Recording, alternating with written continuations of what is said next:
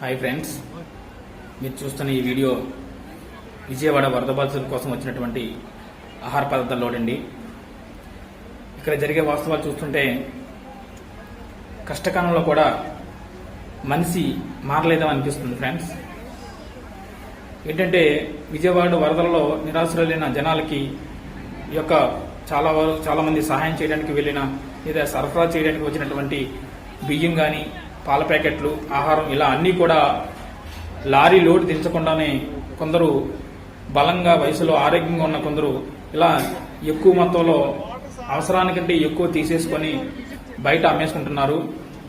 దీనివల్ల ముసలి వాళ్ళు, పిల్లలు, సాధారణ అదేవిధంగా పేదవారు ఈ యొక్క వరద సాయం అందక ఇబ్బంది పడుతున్నారు. నిజంగా చెప్పాలంటే ఇవన్నీ ఎవరో బయట వారు చేయడం లేదు ఫ్రెండ్స్. ఈ యొక్క వరద బాధలకు గురైనటువంటి అందులో కొందరు వ్యక్తులు ఈ యొక్క కష్టకాలంలో కూడా ఇలా దోపిడీ చేయడం చూస్తుంటే నిజంగా ఈ యొక్క మానవ జాతి మీద చాలా అసహ్యం వేస్తుంది ఫ్రెండ్స్.